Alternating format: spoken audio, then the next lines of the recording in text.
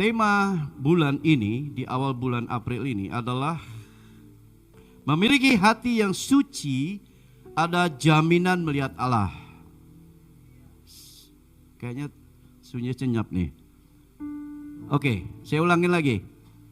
Memiliki hati yang suci, ada jaminan melihat Allah. Katakan amin. Amin. 5 ayat 8 ya dikatakan apa? Berbahagialah orang yang suci hatinya, karena mereka akan melihat Allah. Saya tidak tahu hari-hari ini yang terakhir ini ya. Kita seperti dibawa Tuhan untuk berubah, melakukan satu mengikuti satu gerakan Tuhan, di mana kita diajar Tuhan untuk menjadi sesuatu pribadi karakter, ya, di mana Tuhan mengajar kita untuk hidup lebih sungguh-sungguh lagi bersama Tuhan. Amin. Ulangin ya.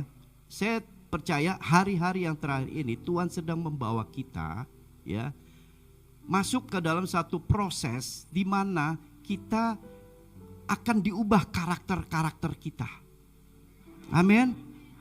Karakter-karakter manusia ini yang ada pada kita, yaitu manusia daging ini akan lambat laun Tuhan akan pelan-pelan dan pasti Tuhan akan hilangkan dan menjadi memiliki karakter Allah. Amin. Ya, makanya tidak heran kalau ya hari-hari yang terakhir ini tema-tema kita ini cukup keras ya, bahwa memiliki hati yang suci. Wow. Siapa di sini yang sudah suci hatinya? Saya tanya sekali lagi, siapa di sini yang sudah suci hatinya? Belum ada. Satu pun belum ada yang suci hatinya. Wah, bagaimana mau melihat Allah? Saya ulangi lagi, siapa di sini yang sudah suci hatinya? Enggak ada juga. Waduh, pertanyaannya salah kali ya. Oke, saya teroba deh. Siapa di sini yang sudah percaya sudah menjadi anak-anak Tuhan? Wow, tapi ada 2 yang angkat tangan nih. Anak-anak siapa nih? Sekali lagi saya tanya, siapa di sini yang percaya sudah menjadi anak-anak Tuhan? Semuanya ya.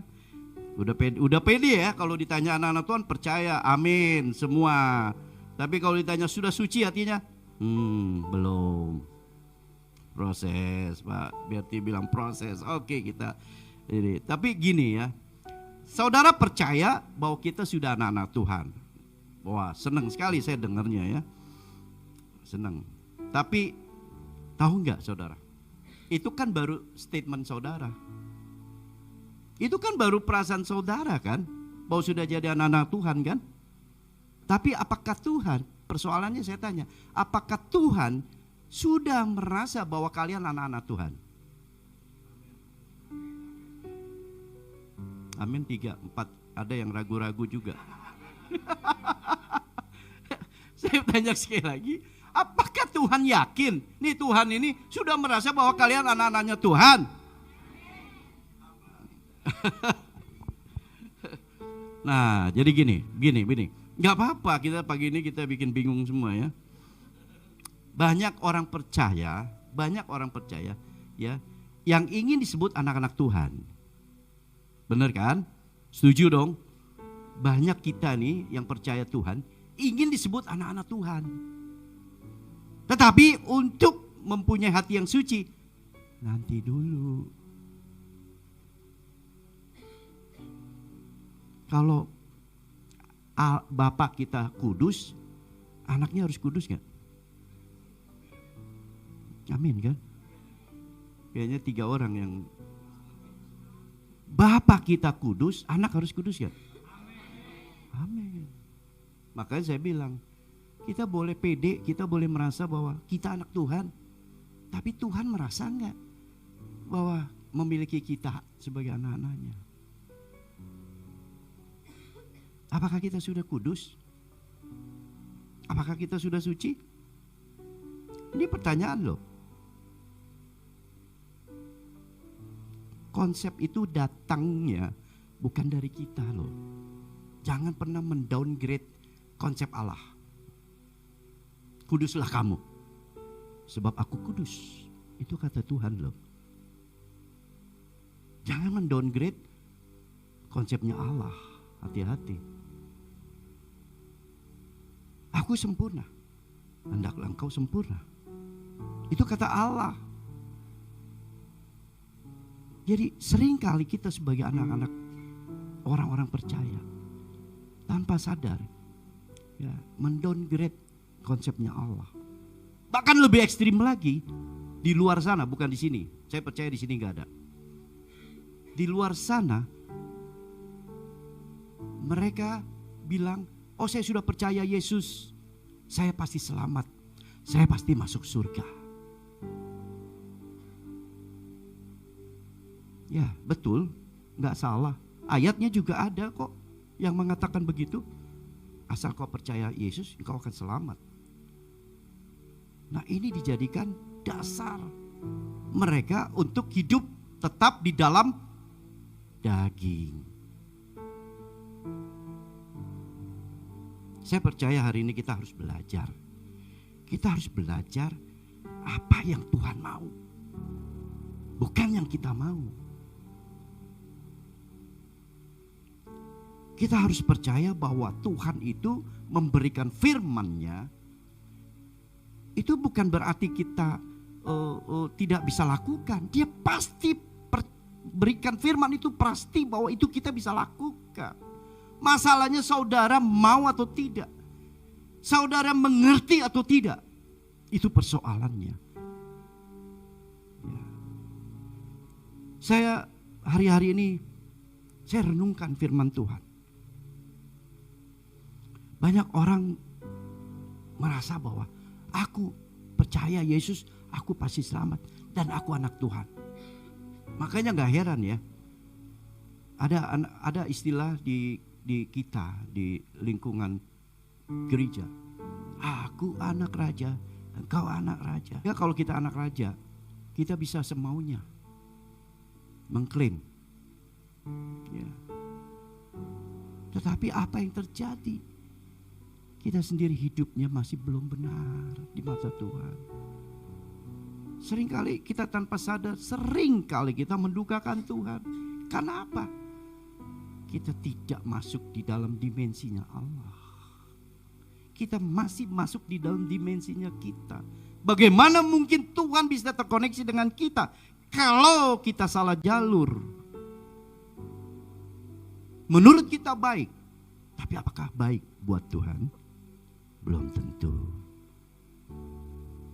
Belum tentu. Menurut dunia tidak baik, bodoh. Tiap hari doa, tiap hari renungan, tiap hari baca firman, bodoh menurut dunia. Lu ngapain tiap hari baca firman? Lu kerja dong cari uang sana. Bodoh menurut ukuran dunia. Tetapi di mata Tuhan belum tentu bodoh. Apa yang dipandang dunia belum tentu apa dipandang Tuhan. Berbeda. Jangan pakai konsep manusia di hadapan Tuhan.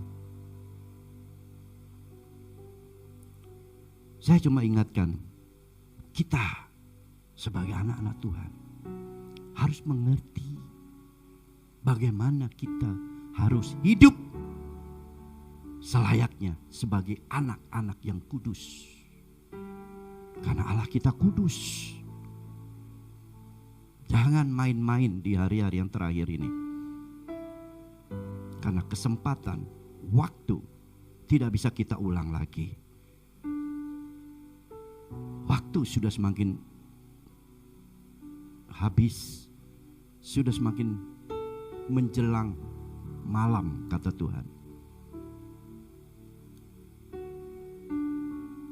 Makanya kita harus lebih seriuslah dengan Tuhan. Perubahan karakter itu harus nampak dalam hidup kita. Di dalam 1 Yohanes 1 ayat 12 dikatakan apa? Tapi semua orang yang menerimanya diberinya kuasa supaya menjadi anak-anak Allah, yaitu mereka yang percaya dalam namanya. Perhatikan di sini. Tetapi semua orang yang menerimanya diberinya kuasa. Saya pelajari, menerima dalam Kamus Besar Bahasa Indonesia itu artinya apa? Menerima yaitu mengambil, menyambut. Ya, berdasarkan pengertian tersebut dapat diketahui bahwa sinonim menerima adalah mewarisi. Amin. Jadi semua orang yang menerimanya artinya mewarisi daripada Allah itu sendiri, daripada Yesus itu sendiri, diberinya kuasa. Amin. Mewarisi. Saudara, kalau menerima Kristus, itu berarti saudara harus sungguh-sungguh menerima. Bukan pengertian hanya menerima lalu ya sudah saya tahu Tuhan Yesus, saya sudah percaya. Iblis juga tahu, iblis juga percaya. Tetapi menerima itu berarti saudara siap untuk mewarisi apa yang Kristus akan berikan di dalam hidupmu. Saudara, orang tua akan mewarisi kepada anaknya. Kristus juga mewarisi kepada anaknya. Jadi kuasa daripada Kristus itu akan kita terima. Mewarisi kuasa, kata Tuhan.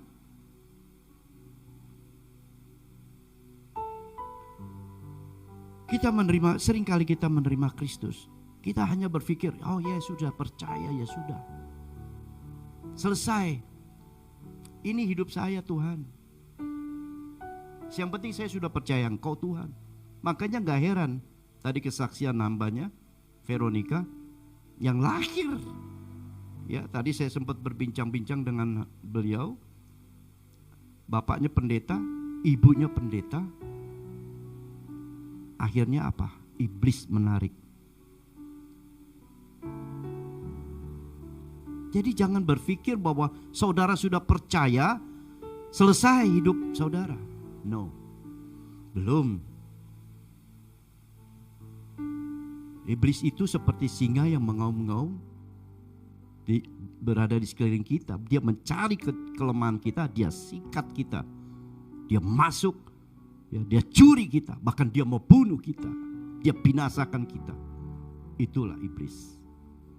Jadi kalau saudara percaya, puji Tuhan, haleluya. Tetapi tidak cukup, tidak selesai di situ. Saudara harus mewarisi kuasa. Kekristenan tanpa kuasa itu Kristen yang mandul. Saudara tidak akan mungkin tidak mempunyai kuasa dalam berjalan di hidup ini. Saudara diberi otoritas oleh Tuhan. Kuasa.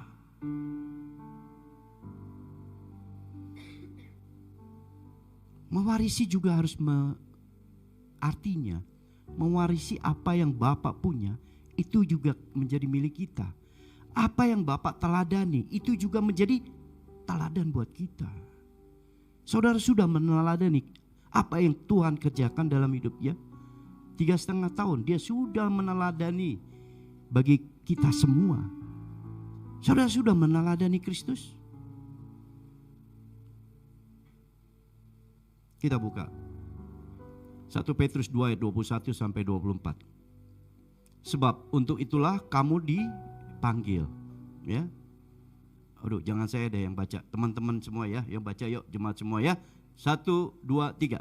Sebab untuk itulah kamu, karena Kristus pun telah menderita untuk kamu dan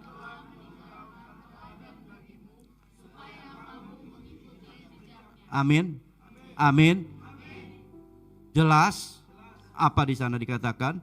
Saudara dipanggil? Dipanggil. Kalau enggak dipanggil enggak mungkin ada di tempat ini. Amin. Veronica dipanggil kembali. seperti anak yang hilang. Makanya tadi saya begitu ngomong, saya nggak tahu kesaksian apa. Tapi Tuhan bicara sama saya, berikan dia kesaksian. Anak yang hilang. Di tempat ini, kita harus kalahkan iblis, kita harus permalukan iblis. Mimbar ini untuk mempermalukan iblis. Yang berada di sini adalah orang-orang yang sudah kembali kepada Tuhan, yang sudah tidak lagi hidup dalam dosa. Nyatakan itu, permalukan iblis.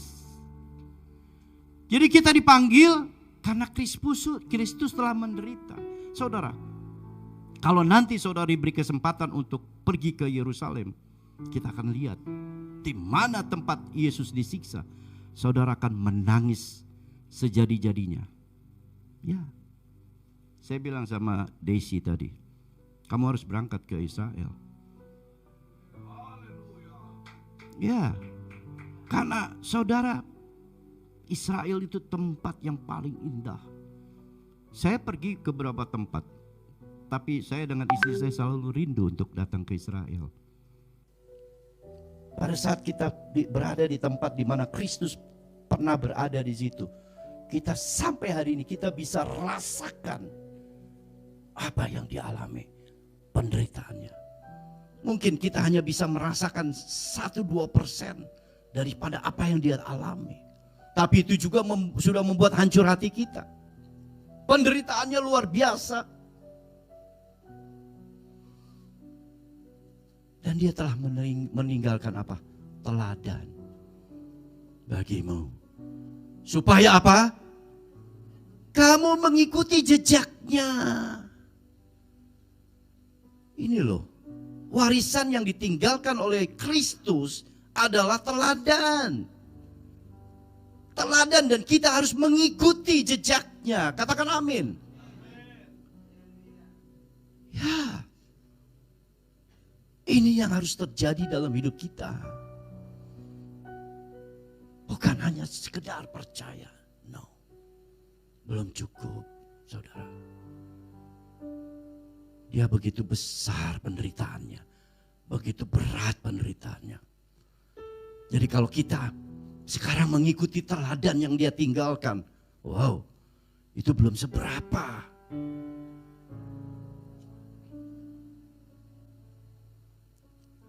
Ia tidak berbuat dosa dan tipu tidak. Karakter Allah, karakter Kristus sama sekali tidak pernah berbuat dosa selama dia ada di muka bumi ini. Ini yang terjadi. Makanya kalau kita di YouTube kita lihat kata-kata yang tidak senonoh dilontarkan kepada Kristus, kita menangis. Dia sama sekali tidak berbuat dosa. Sama sekali. Di dalam mulutnya tidak ada tipu. Ketika ia dicaci, ia tidak membalas dengan mencaci maki. Ketika ia menderita, ia tidak mengancam, tetapi ia menyerahkannya kepada dia yang menghakimi dengan adil. Inilah karakter Kristus. Inilah teladan Kristus yang ditinggalkan untuk kita.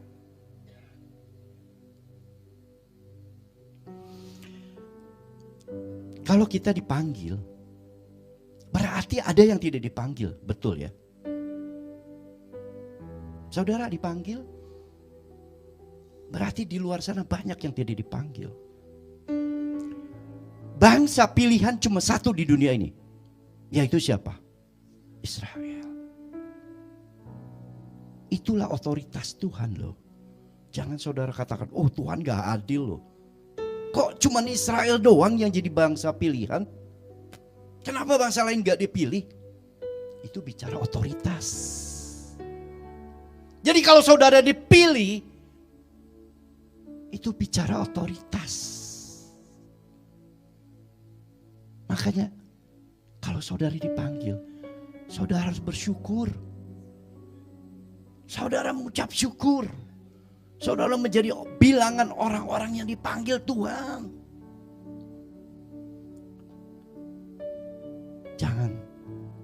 kita kecil hati kalau dipanggil Tuhan. Justru kita bersyukur. Terima kasih Tuhan. Kami menjadi bilangan yang dipanggil Engkau Tuhan.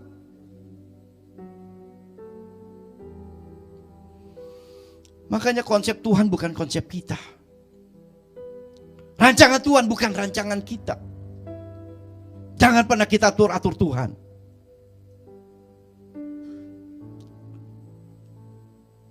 Saudara menjadi orang yang dipilih itu konsepnya Tuhan.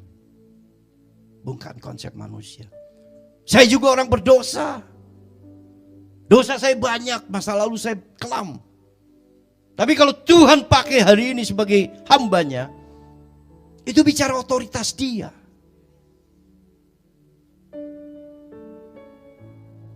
Bukan karena kemauan saya, tapi karena panggilan Tuhan.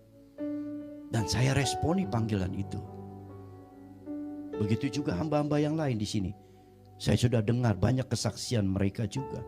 Bukan orang-orang baik, bukan orang-orang suci. Tuhan memanggil yang orang-orang berdosa untuk menjadi anak-anaknya. Amin. Dia datang bukan mencari orang yang benar. Dia datang untuk mencari orang yang berdosa seperti kita.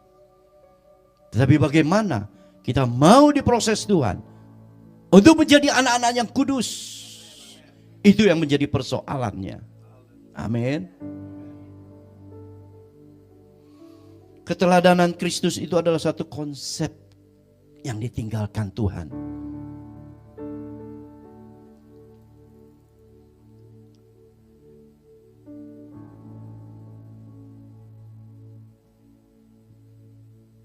Bagaikan bejana siap dibentuk, demikian hidupku di tanganmu. Dengan urapan kuasa rohmu, ku dibarui selalu.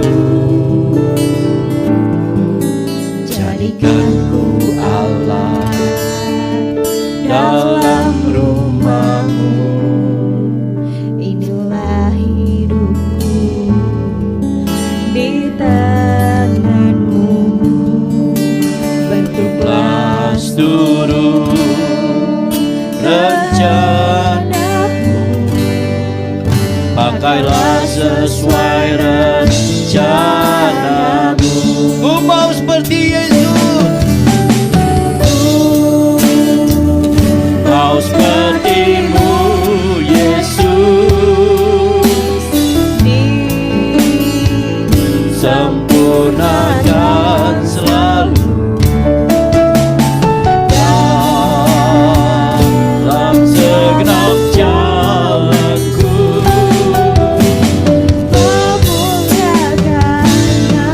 Ku mau seperti Yesus.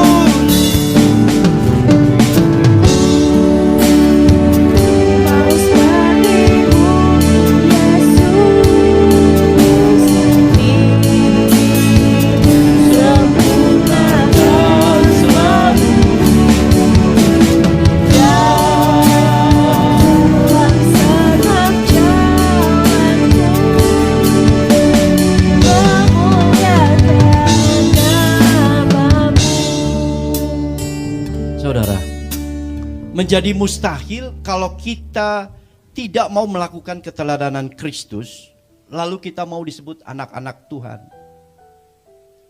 Mustahil. Coba kita lihat berikutnya, slide. Next. Ya. Menjadi mustahil kalau kita tidak mau melakukan keteladanan Kristus, lalu kita mau disebut anak-anak Tuhan. Mustahil, saudara. Kristus tidak berbuat dosa. Lalu, apakah kita terus berbuat dosa? Mau hidup di dalam dosa? Mau kompromi dengan dosa? Kalau saudara masih tenggelam dalam dosa, maka keteladanan Kristus menjadi sia-sia. Makanya karakter Kristus yang tidak berdosa harus kita lakukan. Jangan kompromi dengan dosa, saudara. Jangan tinggal dalam dosa, saudara. Saat Roh Kudus menyadarkan kita bahwa itu dosa, tanggalkan, tinggalkan.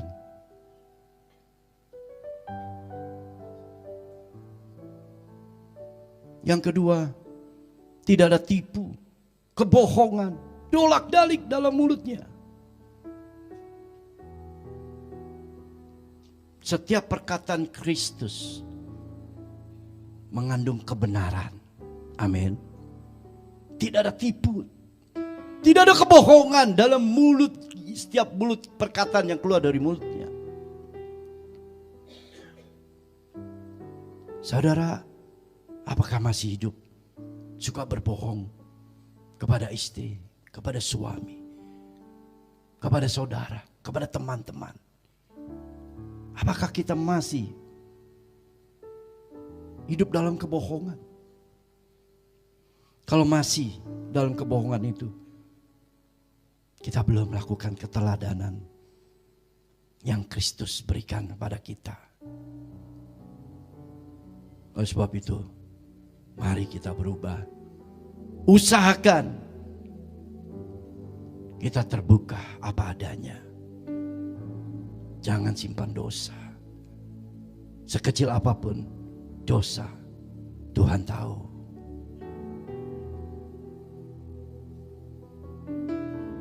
Mungkin kita katakan sejujurnya, mungkin ada risiko yang kita harus hadapi. Lebih baik karena di hadapan Tuhan kita lebih takut dengan Tuhan, bukan kepada manusia. Amin. Yang ketiga, ia dicaci maki tetapi tidak membalas dengan mencaci maki. Saudara bisa melakukan ini? Pertanyaannya, saudara bisa lakukan ini? Pada saat saudara dicaci seseorang, saudara tidak membalas mencaci, bisa?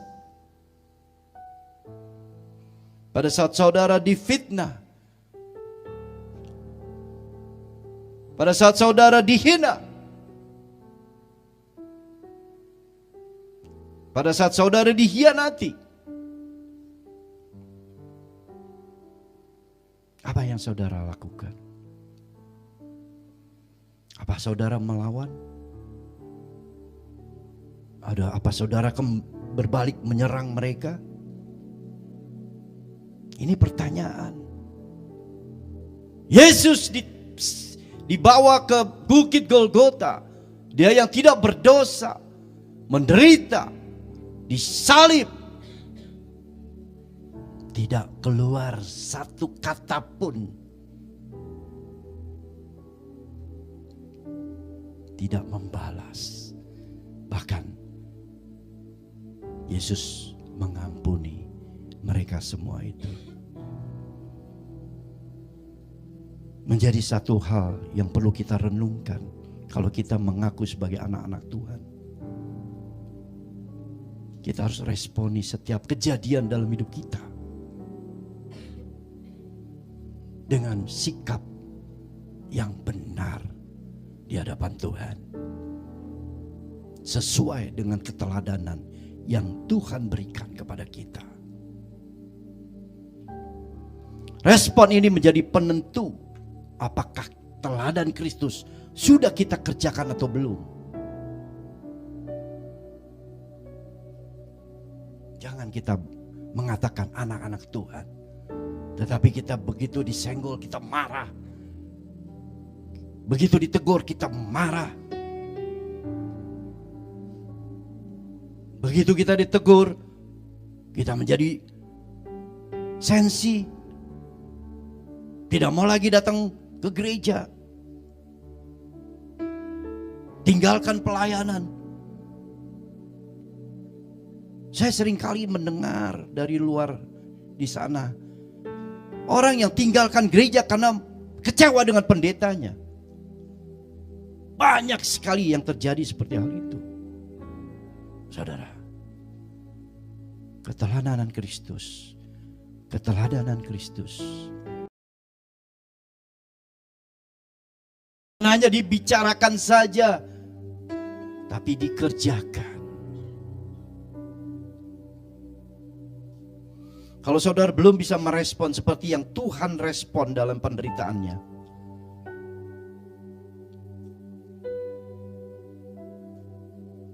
kita berarti belum sepenuhnya menjadi anak-anak Tuhan.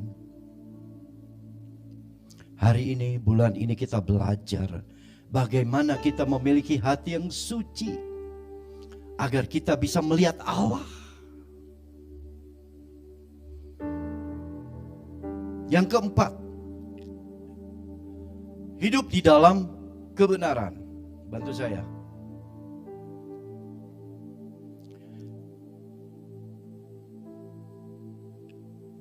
Hidup dalam kebenaran firman Tuhan. Jadi kalau saudara belum bisa merespon seperti yang Tuhan lakukan, mari kita belajar bersama. Kenapa? Kita perlu belajar karena kita murid. Tuhan mencari, Tuhan menjadikan kita murid. Semua murid, semua bangsa jadikan murid, kata Tuhan. Karena itulah kita belajar. Bagaimana caranya agar kita hidup dalam kebenaran? Baca kitab suci. Sudah baca kitab suci tiap hari? Yang belum saja, angkat tangan yang belum. Oh, semuanya sudah. Amin. Amin. Amin ya. Berarti bagus, lulus. Ya, karena makanan roh kita ini bukan makanan jasmani. Saudara makan capcay, boyonghai, bakmi goreng, itu makanan jasmani. Tapi makanan roh adalah firman Tuhan. Kitab suci kita harus baca. Bagaimana roh itu menjadi kuat kalau tidak dikasih makan. Beri makan dong rohmu.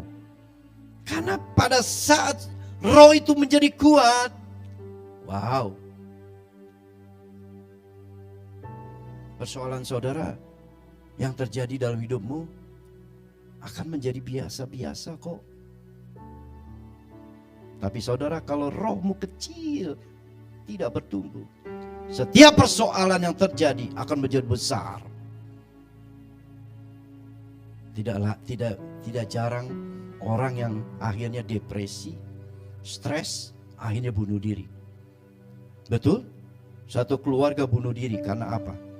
Tidak ada firman di dalam hidupnya. Rohnya tidak dikasih makan. Akibatnya mereka tidak kuat dan harus mengakhiri hidupnya. Jadi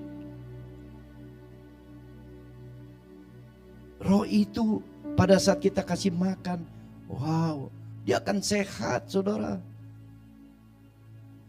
Tubuh kita ini terdiri dari roh, jiwa dan tubuh. Jiwa, kalau saudara jiwa itu sakit, kalau ada roh yang kuat, akan sembuh jiwanya.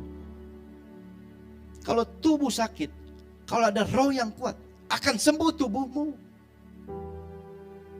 Betapa powerful roh itu. Kalau dia berkuasa, roh Allah berkuasa atas hidup kita, wow, selesai kuasa. Semua akan selesai. Tapi kalau jasmani kuat, roh kecil hancur, saudara. Saudara akan binasa. Yang kedua, pakai kacamata firman Tuhan dalam hidup ini, saudara. Kemanapun pergi, ya. Saya punya kacamata ini, saya nggak ganti-ganti emang. Mau di dalam, di luar, dimanapun saya nggak pernah ganti. Kenapa? Saya sudah nyaman dengan ini. Pernah saya coba ganti di luar, saya pusing kepala saya. Biasakan saudara hidup menggunakan firman Tuhan sebagai kacamata. Maka engkau akan lihat keris Tuhan. Maka engkau akan tahu kehendak Tuhan. maka engkau akan dengar suara Tuhan. Pada saat kacamata firman ini kau pakai.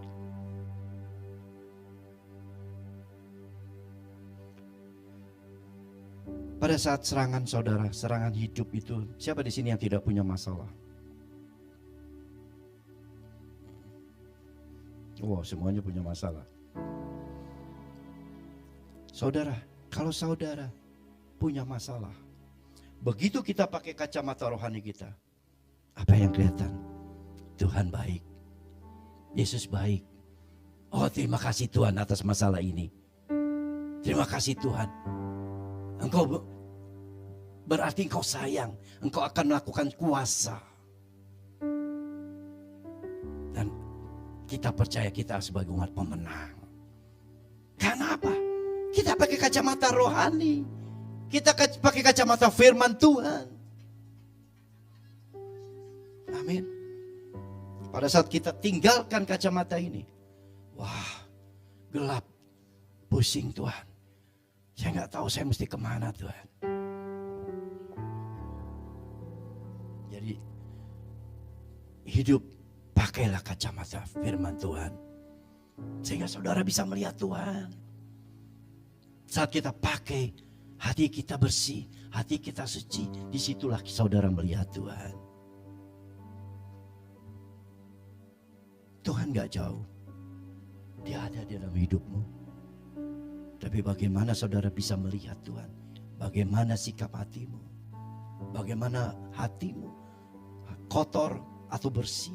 Sehingga engkau bisa melihat Tuhan. Makanya hati yang suci, Tuhan janjikan melihat Allah.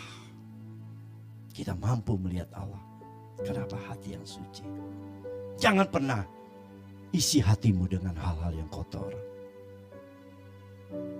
Allah berkuasa atasmu. Otoritas Allah begitu kuat dalam hidupmu. Dia berikan kuasa. Mewarisi kuasa, kata Tuhan.